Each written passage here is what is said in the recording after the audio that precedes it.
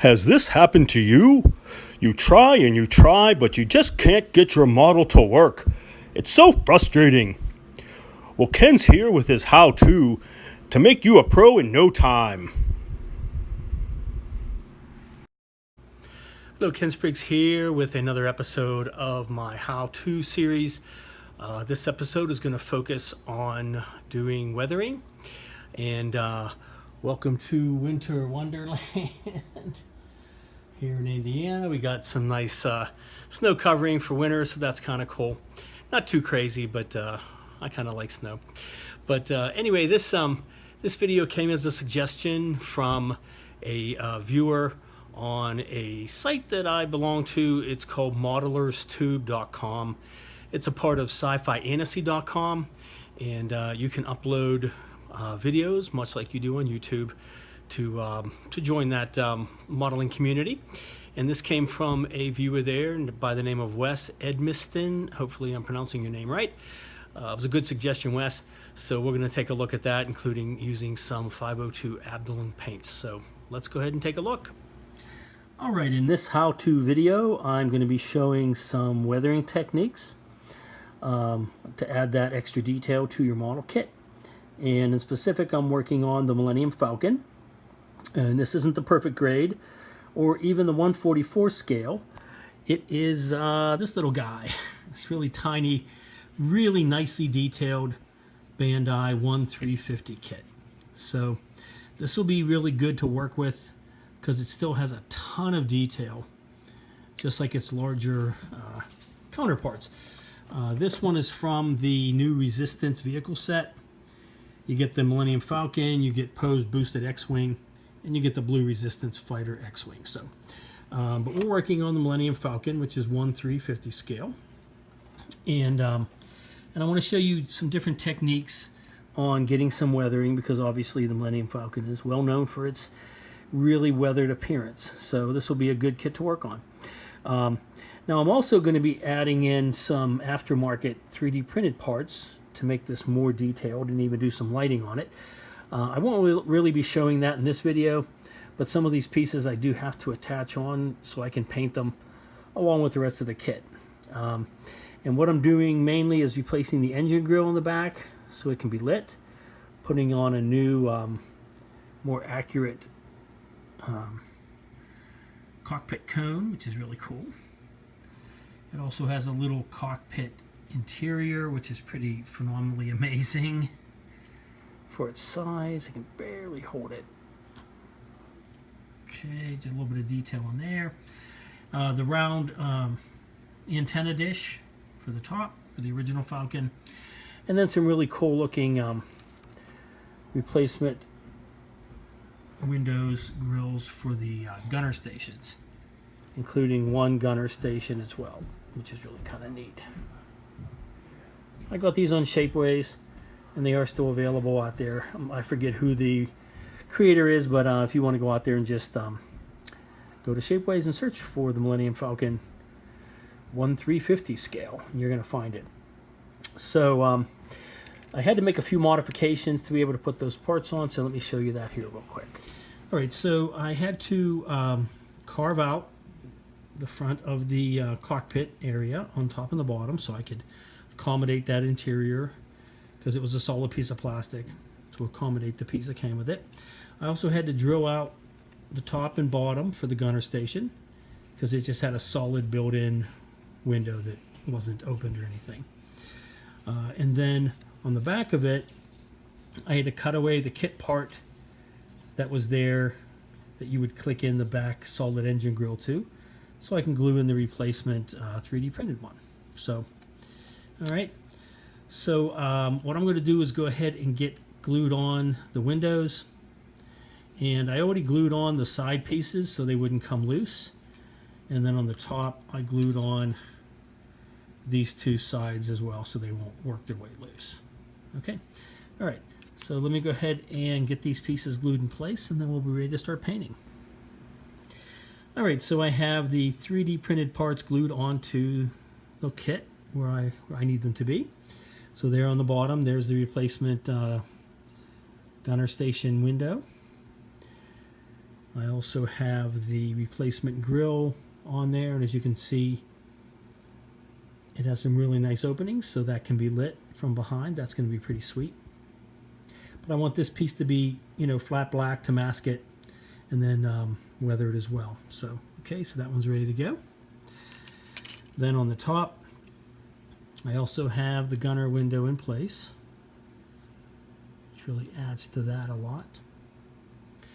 And I also temporarily tacked the bottom of the cockpit onto there, and I glued the front cockpit cone onto the bottom section only, so I can get that painted as well. And that's really nice. That's pretty cool. Going to be able to see through there and see the mini cockpit, and even if you couldn't, it's a much better detail than the kit came with. So, all right, so I'll let these dry, and then I'll go ahead and start getting them painted. And I'm going to paint the halves separately so I can get the detail a lot better. Plus, I also have some of the detailed parts, like these pieces right here, separate, and I'll paint those separate so I can get some nice black inside of them. So, okay.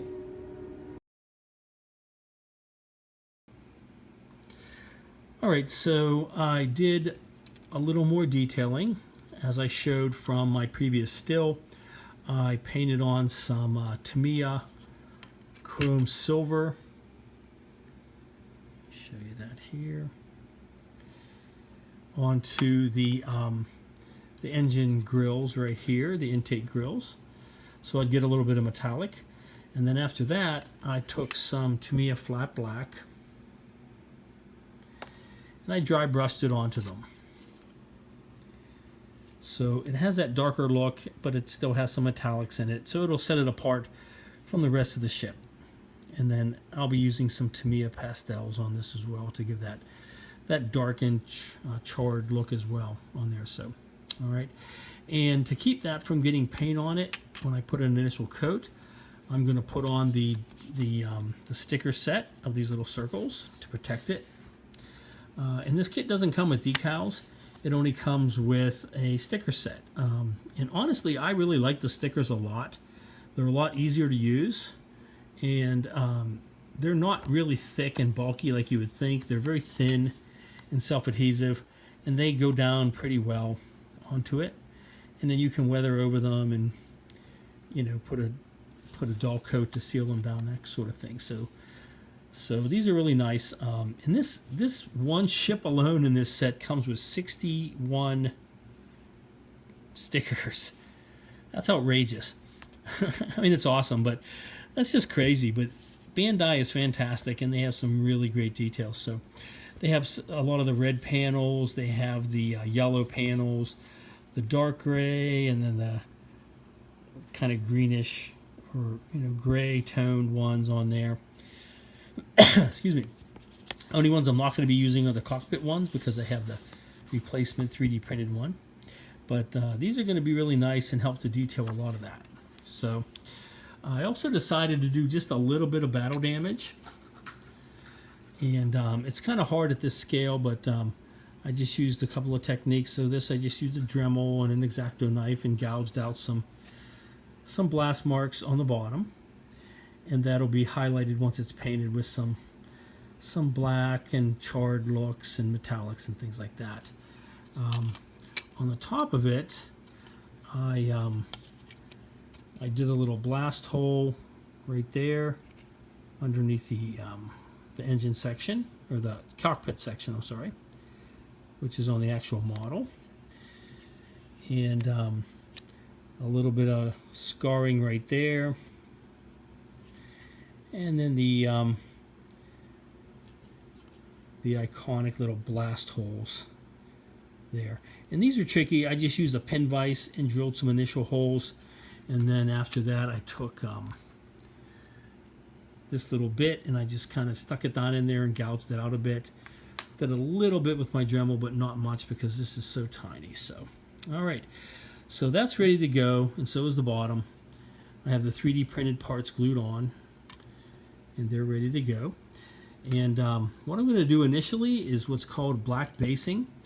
I'm going to put on a flat coat a coat of flat black Tamiya over the whole kit and over the parts inside that have the detail showing through, as well as the separate parts that I mentioned that I took off to do that separately.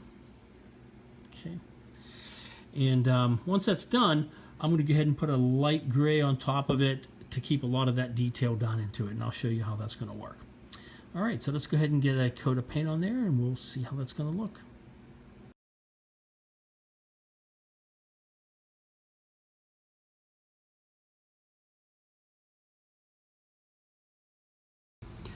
All right, so as you saw in the previous stills, I put a coating of flat black on both sides of the kit. I did a little bit on the inside as well, but I made sure to get all the detail and the tiny little compartments in there. And I put it all together, getting ready to put another coat of paint on it. One more thing I did before that, though, is I want to mask off some of the battle damage so it stays dark and black and charred. So what I've used is a product called Micro Mask, which I really like, and there's other versions of it out there. But it's like a silicone rubber. You brush it on or dab it on, and it dries in about an hour to like a rubber.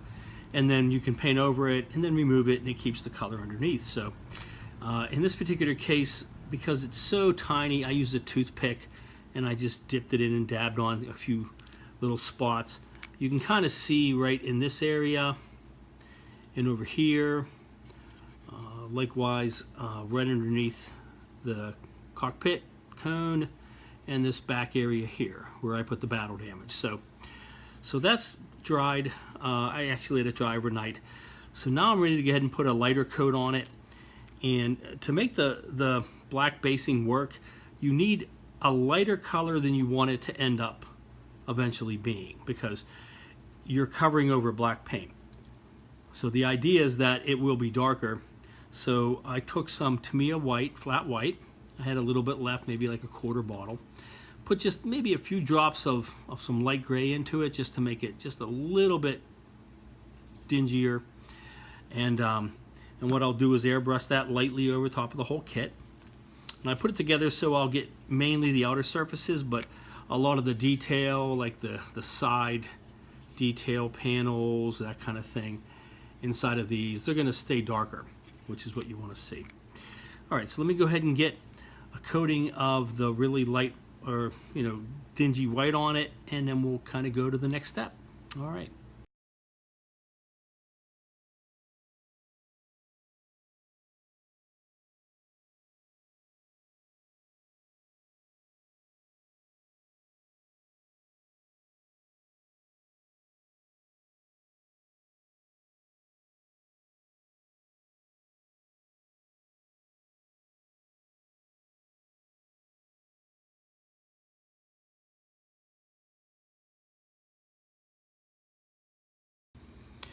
All right, so as I've shown in the previous stills, I got a coating of the really mostly white, but just a little gray on top of it. And as you can see, it came out the right color gray that I wanted it to be, which is what the Millennium Falcon is. So the beauty of the black basing, as you can probably see, let me see if I can get you in there closely, is that the really little detailed parts like right here and these little parts right here, and even some of the panel lines, and of course like this area here, these different areas, is that they stayed a darker gray. You can see the detail underneath, of course. Right there, looks really nice, right along right there. So a couple of things are happening with this now. So now you have, like, underneath the detail there's dark, but there's light over top of it. So then the next level, especially with these little parts, is I will get some metallics and some other darker areas on top. So you're going to have a combination of different detailed colors in there. It's going to make it really look a lot more authentic. So I have all the parts painted, including the two guns are in the top, the quad guns, I'm sorry. I have the antenna painted as I showed in this previous still. I'm not going to glue that on just yet until I get the rest of the detailing done. So I'm going to let this dry overnight, and then we're going to go ahead to the next step of starting some of the weathering. And I'll remove these little stickers here and the masking material that I did as well once this dries. All right, so one more thing I had to do before I'm ready to start weathering this kit is to put on all the stickers. So I went ahead and did that. And you can see that I have the red and the gray and the yellow and different panels on here. Here's the top. And there's the bottom of it. All right, so the stickers themselves are not a part of the weathering because they just come with a kit. They're just like decals. So, but there is a technique that I can do to weather those stickers, and it's a process called chipping. Now there's a couple of ways to do that. If I were actually painting the kit, I could use something like my masking medium, like the micro mask that I showed, or there's also a chipping medium that you can get, and you would paint it over, say, you know, this normal color, and then you would paint the panel color that you want, like the red or the gray or the yellow. And then once it dries, you would rub off or wipe off the chipping medium or the micro mask, and you would see the base color underneath, and that would show some chips in the paint. In this particular case, because I'm using stickers that are, you know, solid pieces, another technique you can use is to just take a color or some paint that is the base color, like this right here, this really light gray.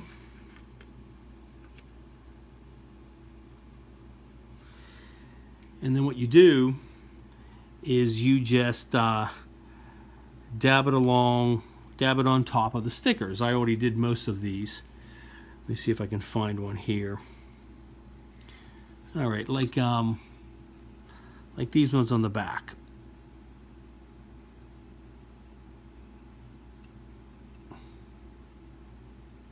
Oh, not too much. Okay, you got to have it kind of enough on the brush, but not too much. There we go. And all you do is just kind of put little pieces onto the sticker, so it looks as though the paint is chipping away and you're seeing some of the gray underneath. You can see it here on the top where I did it on these other panels here. Okay, so it gives it that much more realism. A few of the things I had to do because this kit did not contain all of the stickers for all the parts, like this one over here. Let me get a little thing here. This one right here. These ones over here, this little piece. A few other spots. For some reason, they showed it in the instructions. You had some panels there, like these ones right over here, but they weren't included in the stickers. I'm not sure why they did that, but no problem. All I did was mix up some various shades of gray, and I just painted them on. I just brushed them on because it's pretty small. So now on the bigger versions of this, obviously it's a little easier to do the chipping. But this looks pretty cool. All right, so this is all ready to go. I'm going to go ahead now and let that dry a bit, and then I'm going to put on a flat coat over top of the whole thing so I can start some of the weathering using some oils. All right, so I've allowed the flat coat to dry overnight on the kit. I'm ready to go ahead and do some weathering, and I'm going to be using oils for this process. And these particular oils are by a company called 502 Abtalone. They're really good quality oil paints. They range about $6 to $8 a tube, but they're really well made. I've had these for over a year, and you barely use any, so they're really long lasting. So in this particular kit, we're going to be using these 4 colors. We're going to have Starship Filth, which is kind of a dark black looking oil color. We're going to be using engine grease, which is pretty cool. And I'm going to be using a dark rust and a light rust. All right, and some of these can be mixed as well. So some other tools that I'm going to be using, you have to have some mineral spirits to thin it. It's sort of like a turpentine. You could use turpentine, but it definitely has a strong odor. There's also a product called Terpenoid, which is a little pricey, and I like to use this. This is called odorless mineral spirits. It's just like a generic brand. So to thin down the oils, I have a palette here that I can reuse, and little compartments to put the colors in, and then a couple of Q-tips, just regular ones, and also these ones here that are designed for makeup use. I think they have a nice point on them, so it's easy to apply. And then a couple different brushes of different sizes. For this particular one, I did have to use some really thin brushes because such a tiny kit. All right, so let's go ahead and get the paint ready, and we'll start doing some weathering. All right, so I have just a little bit of each one into its own little section, and I have some of the thinner over into the right side here, a little bit over in here. So what I want to do is start with some Starship Filth.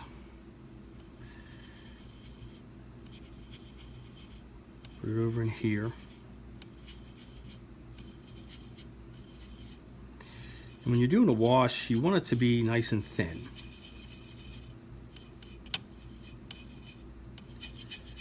So you're not getting real thick globs of it. So, and I can clean this out each time when I apply different ones. But the Starship Filth is generally what I'm going to use as a wash. It's sort of a brown wash, as you can see. Okay. And that's going to be applied fairly liberally over the entire surface of the kit to get into the various panel lines and detail, that kind of thing. So, okay. All right. So that's ready to go. Let me go ahead and get a closer frame of the ship, and we'll start working on that. All right, so I like to work on a section at a time. So for example, I can start on this one right here, this whole triangular section right here. And all I'm going to do on this one, since it is a wash, is I'm just going to liberally spread it over there and let it get into all the different panel lines.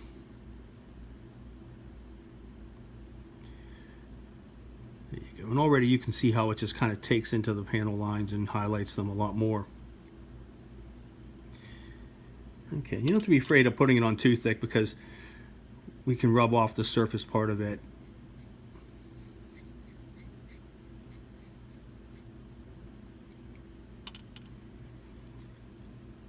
Okay.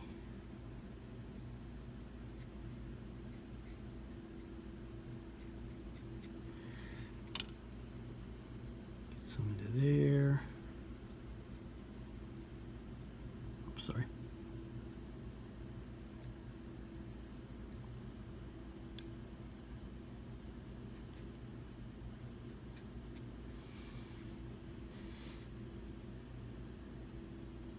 All right. So let me do the whole half of it, and then we'll take a look and I'll show you kind of the differences between the two.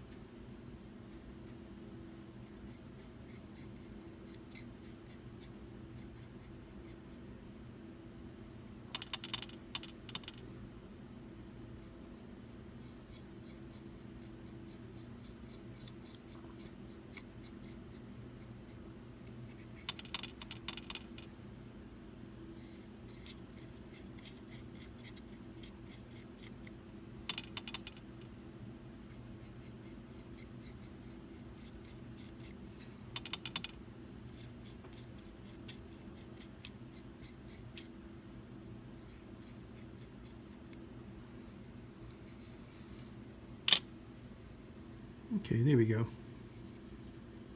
Okay, so that's pretty much the right half.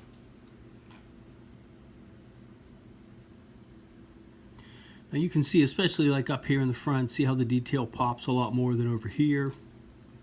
Same with all these parts. It just really gets down into the detail, and this ship has a lot of detail.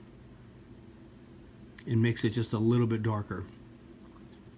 So I'm going to let that dry for a little bit. I'm going to do the other side, the other half I mean. And then once that dries, we're going to go ahead and do some other techniques as well. All right, so I'm ready to go ahead and do some detailing. And as I said, I mean, this isn't fully dry, but when you thin it down this much, give it a few minutes, 5 minutes or so, and it does start to come on with a little bit of a matte finish, so it does dry sufficiently. It's still able to be removed, but you can go on to some of the more intricate detailing like rust streaks. So I've done a little test on one of them. It is right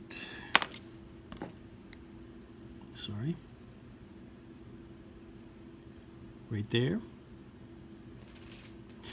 And it's a little more delicate on this kit because it's so tiny. So let me show you how I do one of those, and then I'll kind of show you how it has to be done a little differently on here. The bigger kit, like when I did the 144 scale, it wasn't as difficult because you're making a sizable streak. But the scale of this is so small that you really can't make large streaks, or it just doesn't look realistic. So what I'm doing is I'm taking one of these little pointed Q-tips with just a little bit of the light rust on it, and what you want to kind of do is dab it on some of the machinery, some of the little points sticking out, that kind of thing. You can do a little bit around like the red, because that looks red. It looks like it would rust from there. Okay, so even with this tiny Q-tip, it's going on pretty thick. So I'm going to go back with a regular one. Take pretty much all of it back off if I can, most of it.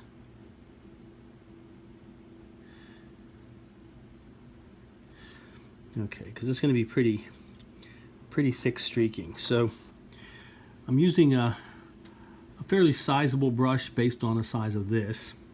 Obviously, if you were using a bigger kit, you'd use a bigger brush. Dip it in some of my thinner and then dab it off on a paper towel. And then you just want to go ahead and lightly streak it. Yeah, and you can see it's already coming on a little too thick.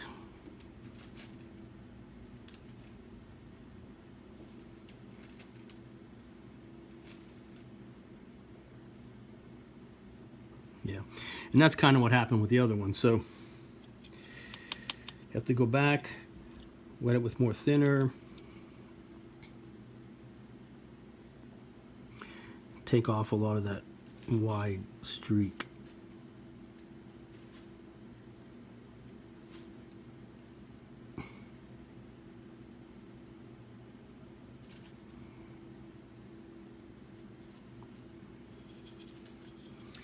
Keep cleaning your brush, because what you want to end up with are just thin little streaks.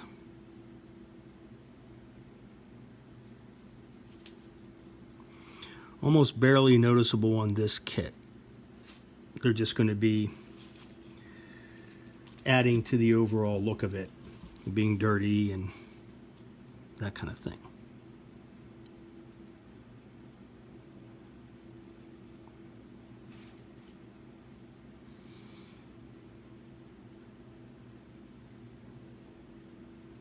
So there you go. So it's slowly coming along, and I can refine them even more and just really thin them out a lot.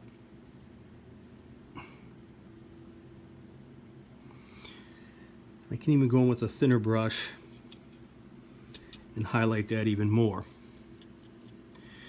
But that's kind of what you're going for, is that you want some streaks coming along it. I can use some of the other colors like the grease and that sort of thing to make that happen also. So let me go ahead and work on this a little bit, and then we'll see how that comes out. All right, so it's coming along pretty well. I have this area weathered down in here. this part here, the mandibles, a little bit up in this part.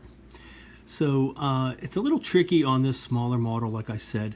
So the key to this, and it's kind of the same on bigger ones, except you're doing a different scale, but what I'm doing is, for example, if I want to do some rust streaks coming up here, and you always want to follow along the travel path, so the weathering would come along this way because it's traveling in this direction. Obviously the streaks are going to come backwards, and the same with this in the back, they're going to come back here like they're coming down, as it were.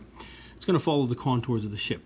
So what I would do is I would pick like a little teeny bit of a detail, like right about here, get that frame, and just ever so lightly just dab a tiny bit, just a tiny bit, so that one there at the end is a little too thick, but that's okay. So then what I'm going to do is dab my brush into some thinner, and I'm just going to lightly drag it along, as you can see.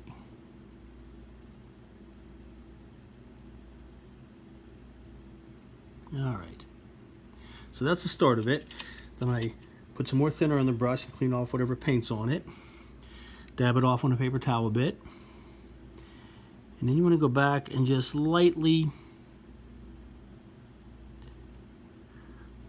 work the edges of that.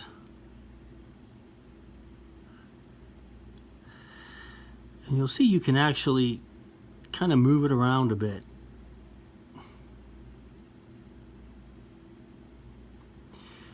You don't want it to be quite so thick and garish. There we go. Sort of like a wisp.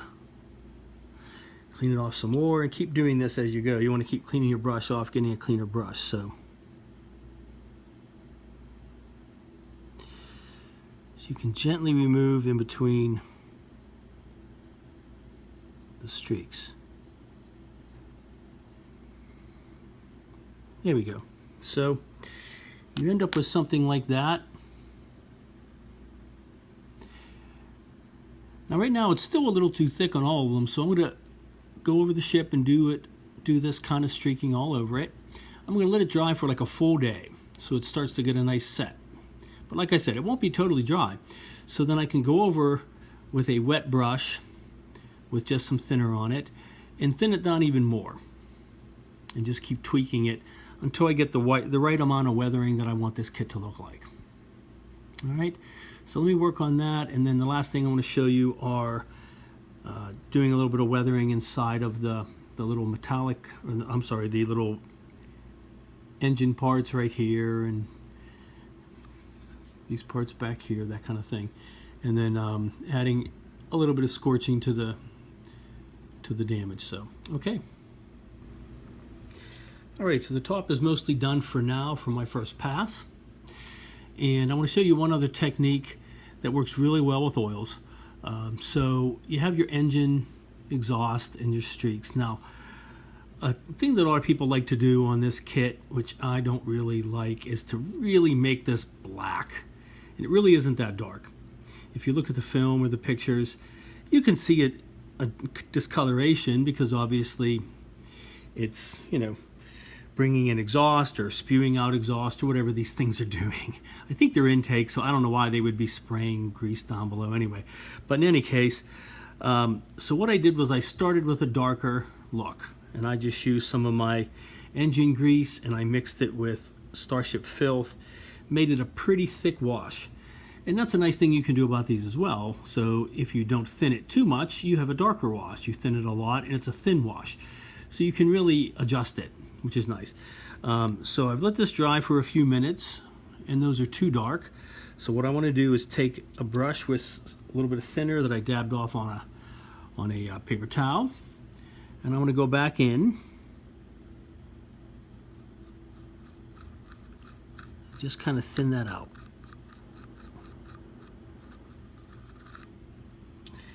One thing I've noticed in the actual model is that it tends to be like some streaks around the edges. So the center is a little lighter,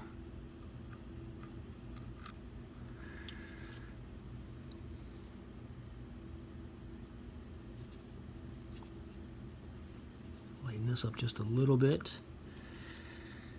And you can just tweak it as much as you want. These aren't drying anytime soon. So I can go in and just clean up as much as I want. If I wanted, I could wipe the whole thing off and start all over again. So right now I'm just kind of lightening up the center of these little exhaust plumes, as it were.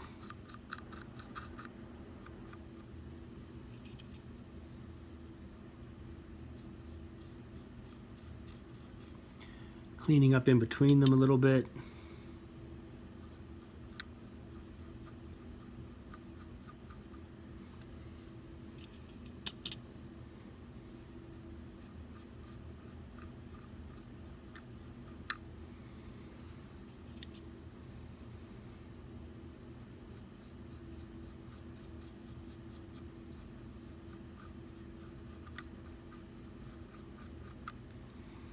There we go. So it's starting to take shape.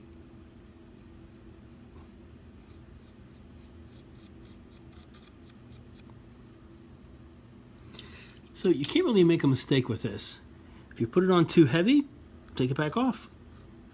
If it's on too light, put on some more. So that's the beauty of it. And then once I let this dry for about a day and it starts to get a little more solidified, I can even go back with a wider brush with some thinner and just kind of rub it down, thin it out, and make it look how I want it to look. Okay, there we go. So that's not quite so dark. You can still see some obvious streaking coming off of those, grease or oil, whatever it is that's spewing out of there. But it's certainly a lot lighter now. All right, so I'm pretty much happy with the way this is sitting at the moment. I'm going to just let it dry. And then once it gets a pretty solidified shape, I'm going to thin it out a bit and see how else I can do it. Go over maybe with a little bit more of a wash. All right. All right, and I pretty much reached a place where I want to stop with this for now. I think it's looking pretty good. I did a few more detailing. What I did first of all is I took some more of the odorless thinner and I took it on a wider brush and I just kind of brushed it along the whole thing, following the travel path, like from the front to the back, as I said. And I took away some of that really orangish look that it was getting, so there's still some red rust going on, but it's not quite as prominent. So if you look at it further away, it looks more as it should be. So, and a lot of this is a matter of taste. If you want it to be darker or lighter, it's up to you. Obviously, there are a variety of versions of the Millennium Falcon in various levels of disarray and filth. I have the back there looking pretty good. What I also did was I took a little bit of gunmetal and I brushed it around the rims of those intakes. I also highlighted some more of the little metallic intakes here, the engine parts, using a couple of different paints. I used some flat black, of course, some chrome silver, some flat aluminum, and some gunmetal. And I just did a lot of dry brushing, just dabbing them on a paper towel, getting a real dry brush, and then just sort of highlighting different parts of the engine, of the little metallics right there. So you can see those are looking kind of cool. What I did also is I took a little bit of black and dry brushed on the damage right there and over here. And then on top of it, I just dry brushed some chrome silver so you get some metallic highlights. So that came out pretty nice. I like that. Definitely looks like it's blasted. And that one as well. Okay, so I think that's looking pretty good. I can always tweak it later if I want to, but I'm liking how it looks right now. All right, so just to kind of give you an idea of what we started with and what we ended with, I didn't do the bottom. So here is the bottom. Obviously very stark and almost looks white, even though it's gray. So we started with this, and we went to this. So this is a lot more realistic. This looks too clean and undamaged and not dirty at all. All right, so that's going to kind of wrap up this tutorial. I hope you enjoyed it. I hope you like some of the techniques that I've used, and I'm sorry if I couldn't go over every single one of them, but the video is already clocking in around 40 minutes, so I had to kind of trim some of the things, but definitely this is a good technique. I really like the oils, especially the Abtalung oils. Highly recommend them. So thank you to all my subscribers, and I will see you next time. Thank you.